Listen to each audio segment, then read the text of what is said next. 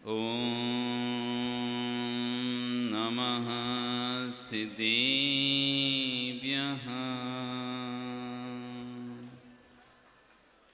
तिर्यणि खग्गिणाय रुत्तारी मोय सिर सिरेणिबिहो आयरी राऊ पसियो परवादिन्यो भव्य जीलोये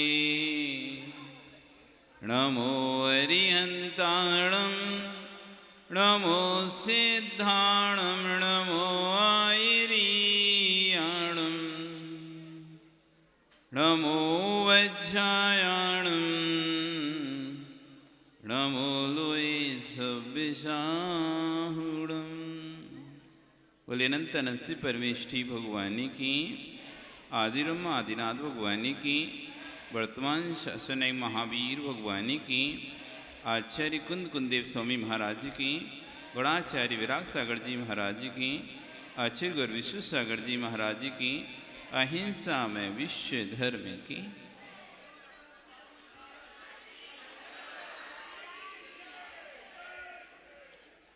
सभी आगे आके यहाँ बैठ जाएंगे। सभी इंद्र परिवार, माता पिता सहोदर अपने आसन को छोड़ दो, नीचे बैठ जाओ। वह बंधु वर्तमान शासनिक वर्धमान स्वामी के शासन में हम सभी विराजते हैं। तीर्थंकर प्रभु की जिन देशना मनीषो जगत कल्याण, आज जन्म कल्याणक महोत्सव है। भगवान का जन्म हुआ, तीर्थंकर बालक का जन्म हुआ है, तीनों लोक में खुशियां छा गई। एक ऐसा क्षण होता है जब तीर्थंकर बालक का जन्म होता है, उस समय तीनों लोक के जीव एक क्षण के लिए आनंद की अनुभूति करते हैं।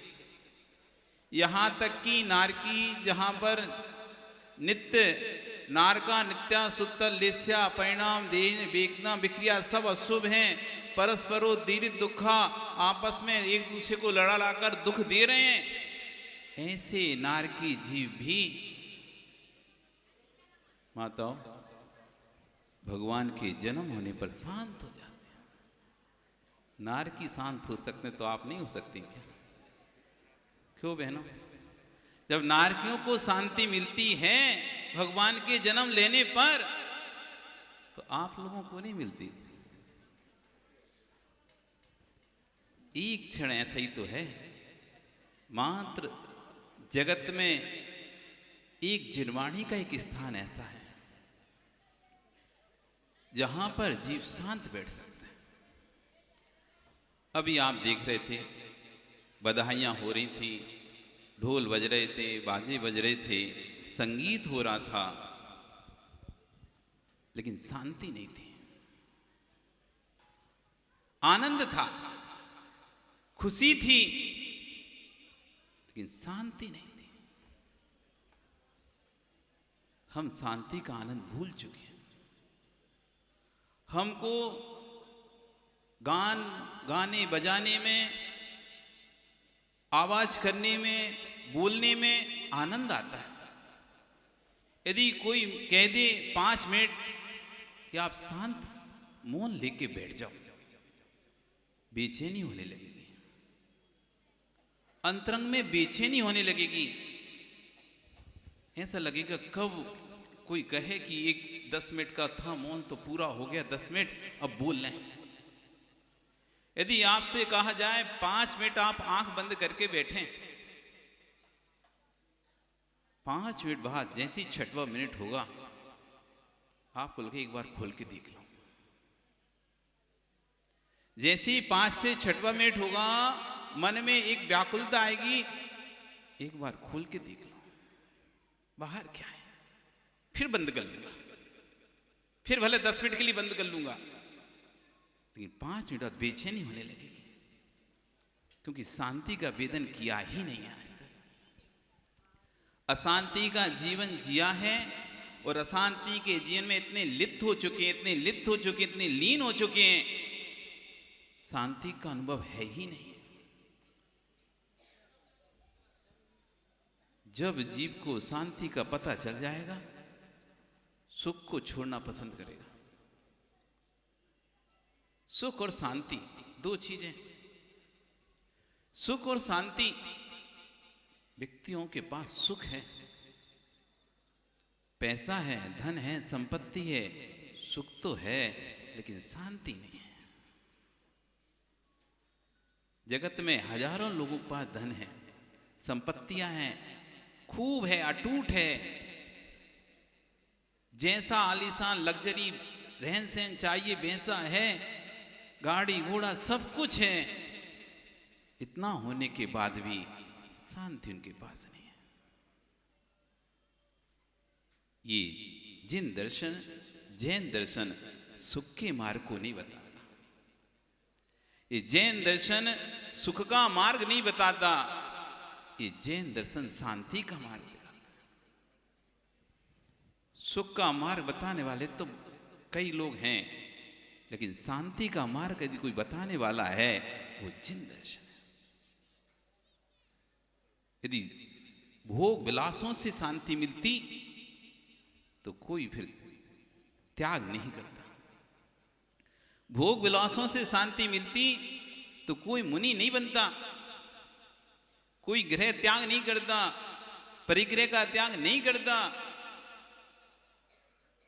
चक्रवर्ती को भी शांति चाहिए, उसको भी 6 खंड के राज का त्याग करना। तीर्थंकर जिससे बड़ा पुण्यात्मा कोई जगत में होता नहीं है। तीर्थंकर संपूर्ण पुल का फल है। तीर्थंकर पद अपने अनंत भवों का जितना पुण्य संचय किया उस जीव ने, वो संपूर्ण पुण्य का फल है तीर्थंकर पद। ऐसे प्रदीप जी उस तीर्थंकर को भी शांति प्राप्त करने के लिए त्याग करना। आदिनाथ स्वामी आज जन्म हुआ, 84 लाख पूर्व की आयु लेकर आए हैं। पूर्व समझते हैं कितना होता है? दिशा नहीं, पूर्व 84 लाख वर्ष गुणे 84 लाख बरस। 84 लाख समझते ना, 84 लाख। 84 लाख गुणे 84 लाख बराबर होता है एक पूर्वांग। 84 लाख गुणे 84 लाख बराबर एक पूर्वांग। फिर एक पूर्वांग में फिर से मल्टीप्लाई करो 84 लाख का, तब आएगा एक पूर्व। और ऐसे एक पूर्व नहीं, 2 पूर्व नहीं, ऐसे 84 लाख पूर्व। आप सोचो आयु कितनी हो गई। आप 50-60 वर्ष की आयु को ऐसा समझते हैं जैसे बहुत अधिक मिल गई।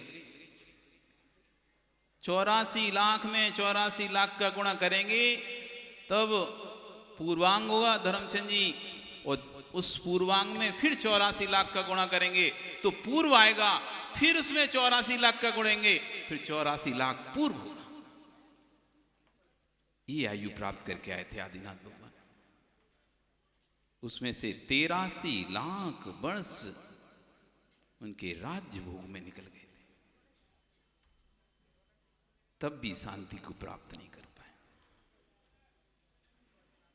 83 लाख वर्ष तक सुख को भोगा, तब भी शांति प्राप्त नहीं कर पाए। आखिरी में शांति का मार्ग जब उनको पता चला तो सारे भोगों को छोड़ दिया। शांति चाहिए तो छोड़ना पड़ेगा, शांति चाहिए तो छोड़ना पड़ेगा। नरेंद्र जी बंगाई गांव भोजन किया क्या? किया है ना? अच्छा नहीं किया तो करोगे, चलो ठीक है। कल किया था क्या? कल किया था अभी तक रखा है? नहीं रखा? क्यों? अच्छा नहीं था क्या? कल आपने भोजन किया था? ओ प्रदीप जी दिसपुर, भोजन किया था क्या? किया था ना? अच्छा था या बुरा था? कैसा था? अच्छा था ना? बढ़िया स्वादिष्ट था, लड्डू थे, पेड़ा थे, पूड़ी थी, सब्जी थी, सब कुछ था। आपको अच्छा लगा था या नहीं लगा था? अभी तक है क्या? क्यों? अच्छा था तो रख ही रहते। पेट तो आपका ही था ना, रख ही रहते। छोड़ा तो नहीं ना उसे कि छोड़े आए? सुबह कहीं गए थे क्या?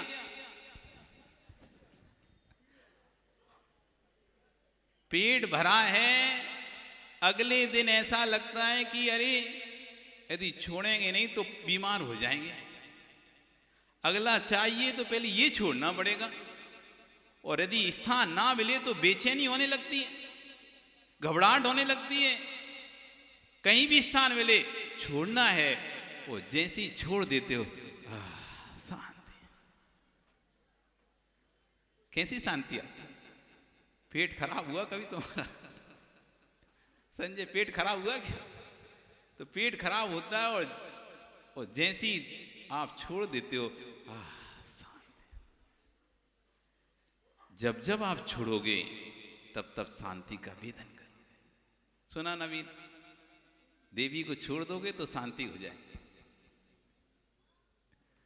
छोड़ने में शांति है, संग्रह में दुख है।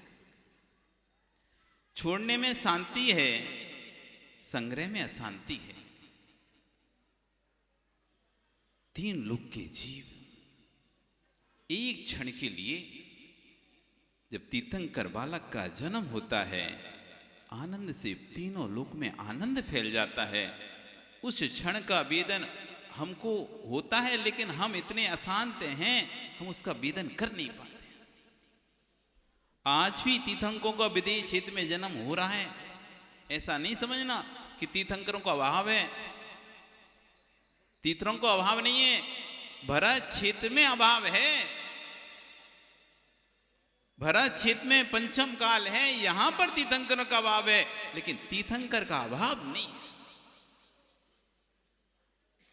विदेश क्षेत्र में आज भी तीर्थंकर का सद्भाव है। वहां आज भी सौधर्म इंद्र भगवान का इसी तरह पंचकलणक बना रहा है। ये तो हमारा दुर्भाग्य है कि हमको ऐसे खोटे पंचम काल में आना पड़ा। आचार्य रविशेण स्वामी महाराज जब पदन पुराण लिख रहे थे तो उसमें एक प्रसंग आया। लक्ष्मण राम के साथ वन में विचरण कर रहे, तभी राम को भूख लगी तो लक्ष्मण से कहते हैं देखो कोई फल फ्रूट कुछ भी हो जंगल से लेकर आओ। तो लक्ष्मण जाते हैं और वहां जंगल में फल फ्रूट ढूंढ रहे होते, तभी देखते हैं कि एक स्त्री गले में फंदा लगाकर मरना चाहती है, फांसी लगाकर मरना चाहती है। तो तुरंत उसे जाकर रोकते हैं और बचाते हैं। ये क्या कर रहे हो तुम, फांसी क्यों लगा रहे हो? तो बोलती है वो, आप हमारे विषय में छोड़िए, आप कौन हैं, कहां से आए और मुझे क्यों बचा रहे हैं? तो लक्ष्मण कहता भी पहले आप बताओ तो क्या हुआ। अरे क्या बताएं, एक मुजिराज अवधि ज्ञानी मुजिराज ने जब मेरे पिता ने पूछा था कि मेरी शादी कहाँ होगी तो उन्होंने बताया था कि अयोध्या में राजा दशरथ के पुत्र लक्ष्मण से तुम्हारी शादी होगी। और उसी समय से मैंने उसको अपना पति स्वीकार कर लिया। लेकिन अब मुझे पता चला कि वो तो वनवास चले गए, वनवास हो गया है, अब शादी की कोई चांस ही नहीं है, विकल्प ही नहीं है, तो मैं उनके बिना रहकर क्या करूंगी, इसलिए मैं फांसी लगा। तो उसने कहा भैया लक्ष्मण हम ही हैं, जिनके लिए तुम फांसी लगा रही हो वो लक्ष्मण मैं ही हूं। तब राजमहल में लेके जाते हैं लक्ष्मण को, और लक्ष्मण की वहां पर शादी होती है। कुछ समय लक्ष्मण वहां रहने के बाद जब वापिस राम के साथ जाने होते हैं तो बनमाला कहती है मुझे भी साथ में लेके चलो, मुझे भी साथ में लेके चलो, मैं भी साथ में चलूंगी आपके। तो लक्ष्मण कहता है नहीं, मैं तो अपनी भाई की सेवा के लिए निकला हूं, यदि तुमको साथ में ले जाऊंगा तो उनकी सेवा में मेरा ध्यान भटक जाएगा, इसलिए साथ में नहीं ले जा सकता। तो वो कहती है अब साथ में नहीं ले जाओगे फिर तो आप मुझे भूल जाओगे, आप नारायण नारायण हो, आप हजारों रानियां आपके पास हैं, मुझ तुझ का कौन ध्यान रखेगा, आप तो भूल जाओगे, और भी मिलेंगे भी तो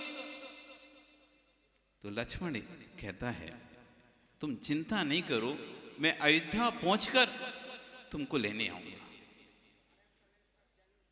फिर कहती है अयोध्या जाकर और फिर भूल जाओगे, वहां तो फिर और राजमहल ही मिल जाएगा, राज रंग मिल जाएंगे।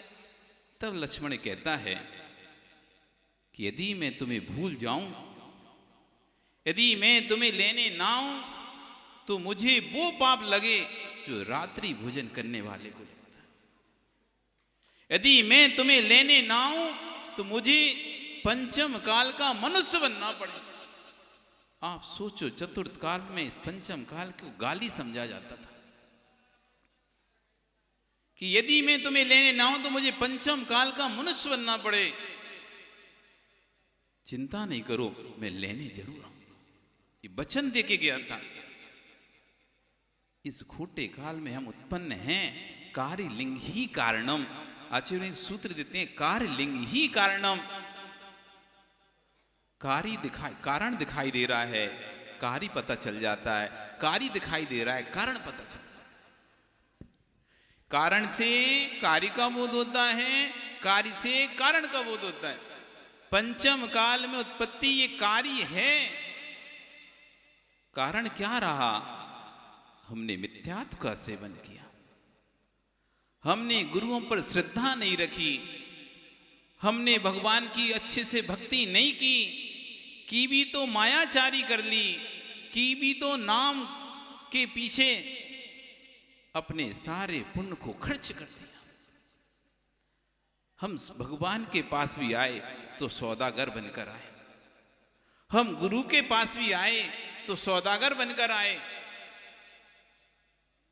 एक दिया 10 रुपए की बड़वाही ले ली, जितना दिया उससे अधिक हमने सम्मान चाहा, जितना दिया उससे अधिक हमने सम्मान चाहा। मैंने इतना दिया, मुझे इतना सम्मान दो। ये तो सौदागर का काम है, देता है बदले में लेता है। जो व्यापारी होता है एक हाथ से देता है तो दूसरे हाथ से ले भी लेता है। आप जाते हो इतनी मेहनत से पैसा कमाते, भैया क्या नाम है आपका? हाँ आपका ही इधर, और ये दिनट्टा के हो ना आप भी, महेंद्र। तो आप मेहनत से पैसा कमाते हो कि फ्री में वैसे गिरता है पैसा? मेहनत से कमाते हो, तो मेहनत से कमाने के बाद आप सुबह से उठकर कुंजड़ी की दुकान पर जाकर सब्जी के लिए पैसा दे आते हो। इतने भूले हो क्या? उस कुंजड़ी को सुनील तुम पैसा दे रहे हो, इतने भूले नहीं हो। इधर पैसा देते हो तो दूसरे हाथ से सब्जी ले लेते हो। ऐसे ही नहीं है, ऐसे इधर आपने व्यापार किया, इधर आपने दिया, उधर आपने अपना नाम ले लिया कि मेरा नाम होना चाहिए। तो ये तो व्यापार हो गया। व्यापार में पुण्य नहीं है, दान में पुण्य है। व्यापार में पुण्य नहीं है। आज तक हम क्यों नहीं तिर पा रहे, क्यों कल्याण नहीं कर पा रहे? क्योंकि हम भगवान की भक्ति भी करते हैं, आप पूजा भी करते हैं माताओं, तो किसी दिन आके कहती है, हे भगवान मेरा पोता घर में पोता हो जाए, इतने दिनों से आपकी पूजा कर रही। मतलब आप अपनी पूजा के बदले भी क्या चाहते हो? अपने लिए नहीं चाहते, एक पोता हो जाए घर में, एक चिराग हो जाए, एक बेटी तो है लेकिन एक लड़का और हो जाए। थोड़ा शांत रहो भाई। एक पूजा के बदले आप उसका भी बदले में फल मांग लेते हो, इसीलिए नहीं हो रहा हमारा कल्याण। हम जब भी भगवान के पास आए हैं व्यापारी बनकर आए हैं। हम जब भी गुरु के पास आए हैं व्यापारी बनकर आए हैं, कभी श्रावक बनकर आए ही नहीं। यदि श्रावक बनकर आते तो जो नियम से श्रावक है, श्रद्धावान है, विवेकवान है, क्रियावान है, हमारी श्रद्धा जहां सम्मान मिलता है वह हमारी श्रद्धा हो जाती है।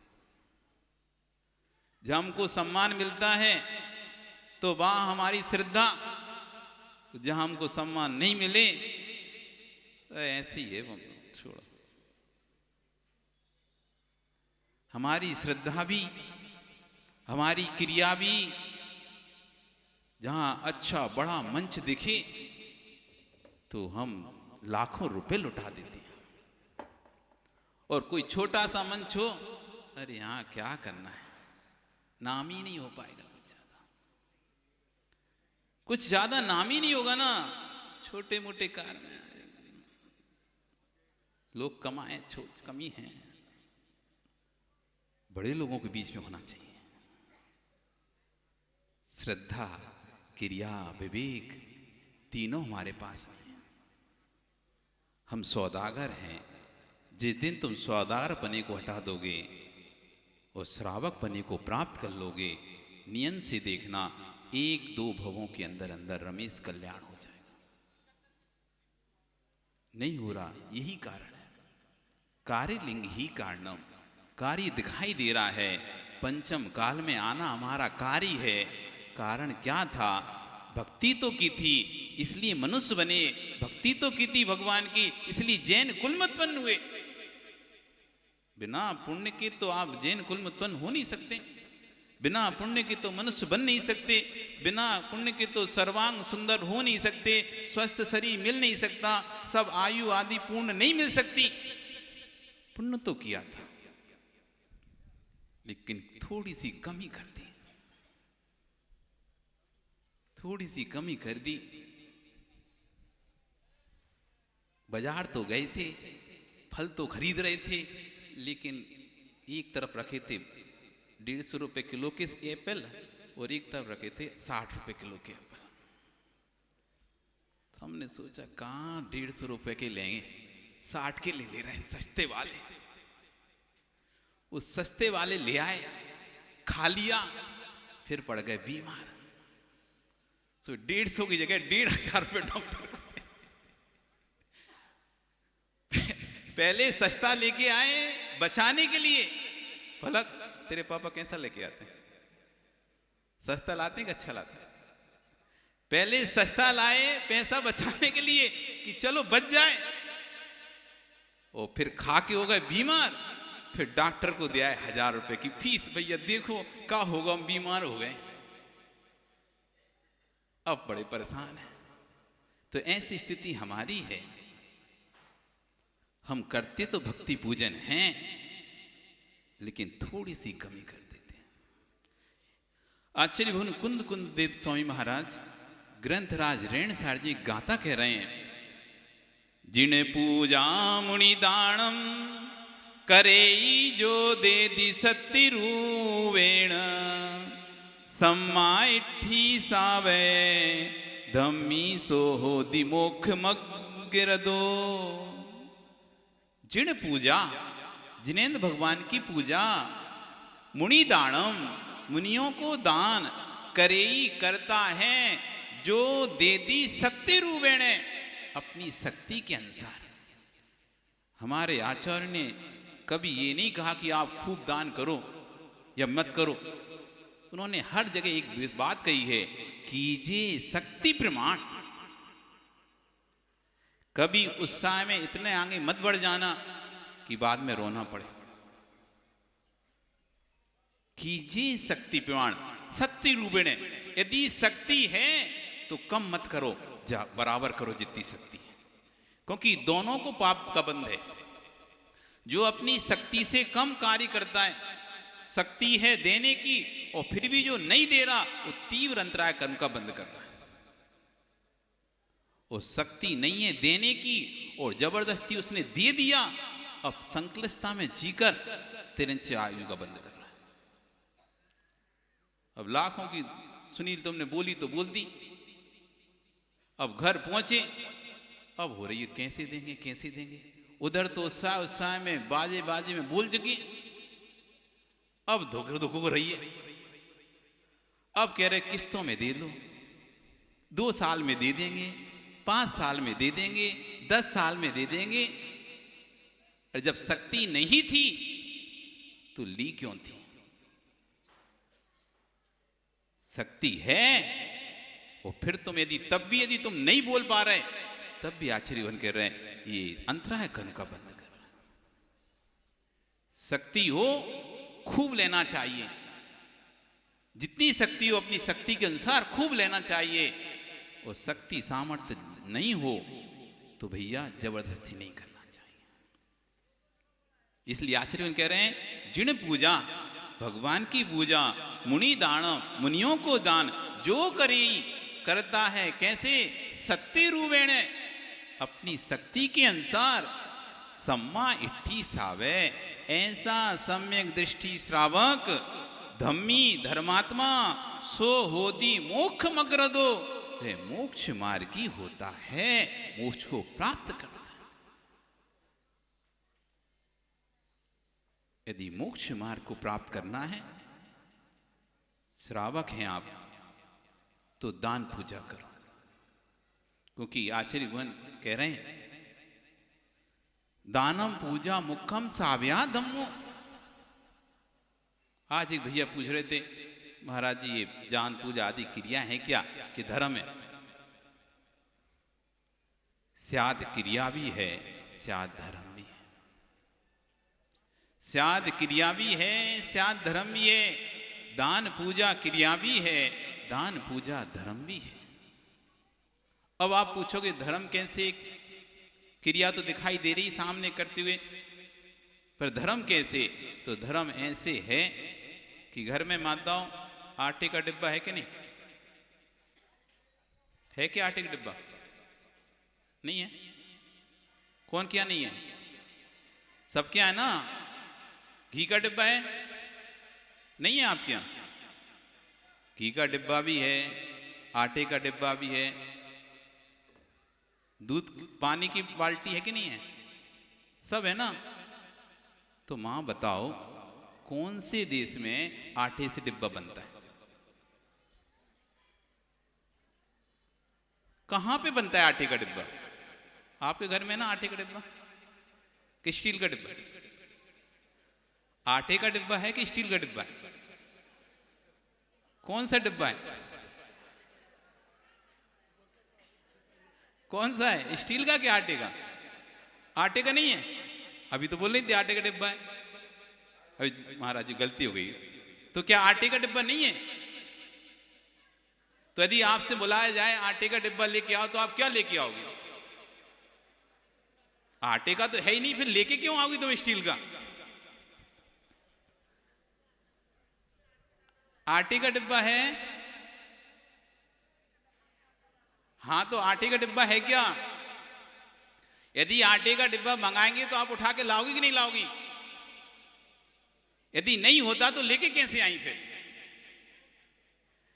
यदि नहीं होता आटे का डिब्बा तो आपका हाथ उस डिब्बे पे गया कैसे? कोई से भी डिब्बे पे चला जाता। लेकिन जैसा बोला कि आटे का डिब्बा उठा के लाओ, आप वो डिब्बा उठा लाए। है क्या आटे का डिब्बा? नहीं है क्या? है? नहीं है? है कि डिब्बे में आटा है? आटे का डिब्बा नहीं होता, डिब्बे में आटा होता है, लेकिन फिर भी डिब्बे में आटा रखा होने के कारण से उसका आटे का उपचार उस डिब्बे में कर दिया जाता है, इसलिए कह दिया जाता है आटे का डिब्बा। डिब्बा तो स्टील का था, लेकिन आटा उसके अंदर भरा हुआ था, इसलिए कह दिया आटे का डिब्बा। इसमें से आटा निकाल कर उसमें शक्कर भर देते तो बोल देते शक्कर का डिब्बा। डिब्बा तो वही रहता, लेकिन जो चीज उसके अंदर भर दी गई उसका व्यवहार उसमें कर दिया जाता है, उपचार उसमें कर दिया जाता है। ऐसे ही भगवान की भक्ति आदि जो हम करते हैं, अभिषेक आदि पूजा आदि कर रहे हैं, ये क्रियाएं हैं, धर्म नहीं है, लेकिन ये धर्म की ही क्रियाएं हैं, इसलिए ये भी धर्म ही है, अधर्म नहीं है। ये धर्म की ही क्रियाएं हैं, इसलिए इतना बड़ा पंचकल्याणक आदि प्रतिष्ठा आदि विधान आदि क्यों रचाया जा रहा है। यदि ये धर्म नहीं होता तो फिर करने की जरूरत नहीं होती। पर हां, ये ध्यान जरूर रखना पड़ेगा प्रवीण, आटे का डिब्बा तो कहो, लेकिन दिमाग में ज्ञान में ये रखना पड़ेगा डिब्बा आटे का नहीं है। अंजू, डिब्बा तो स्टील का ही है। सुना महावीर जी, डिब्बा तो स्टील का ही है, डिब्बा आटे का नहीं है, लेकिन फिर भी जब तक इसमें आटा रखा हुआ है तब तक ये डिब्बा आटे का ही है। जब तक हम उस पद पर नहीं पहुंच पा रहे, जब तक हम उस पद पर नहीं पहुंच पा रहे, तब तक दान पूजा करना ही धर्म है। जिस दिन तुम इस पद पर पहुंच जाओ जहां पर दान पूजा नहीं किया जाता, फिर कहना ध्यान करना ही धर्म है। दानम पूजा मुखम साव्या धम्मो, दान पूजा करना श्रावक का मुख्य धर्म है। ध्यानम झेणम अध्यम मुनि धम्मो, और ध्यान अध्ययन करना ये मुनि का धर्म। मुनियों के लिए दान पूजा की नहीं कहा गया कि दान पूजा करो, आप पूजा करो बैठ के, रोज मंदिर में 1 घंटे बैठ के पूजा करो, नहीं। उनके लिए तो कहा दान ध्यान और अध्ययन करो, ये आपका धर्म। तो जब तक आप दान पूजा कर रहे हैं, श्रावक हैं, तब तक आपका दान पूजा ही धर्म है। लेकिन ध्यान ये रखना है, ये धर्म नहीं है, धर्म इससे कुछ और ऊपर है, जहां मुझे पहुंचना है। जब तक हमारे ज्ञान में गे नहीं बैठेगा, जब तक हमारे ज्ञान में गे नहीं बैठेगा, तब तक हम उसकी प्राप्ति नहीं कर पाएंगे। लक्ष्य तैयार करना पड़ेगा, गे तैयार करना पड़ेगा, तब ज्ञान को प्राप्त होगा। आज भगवान का जन्म कल्याणक महोत्सव ये कह रहा है कि जैसे एक व्यक्ति पुरुषार्थ करके तीर्थंकर पद का बंद करके इस भारत की भूमि पर जन्म लेकर संपूर्ण जीवों को आनंद और शांति देता है, वैसे मैं भी इसी तरह भगवान की तरह मैं भी तीर्थंकर प्रीति का बंद करके आत्म शांति को स्वयं प्राप्त कर सकता हूं। आपका समय हो गया, कल फिर आओगे, पर्या रही तो कल फिर यहां पर हम चर्चा करेंगे। बोली भगवान महावीर स्वामी की।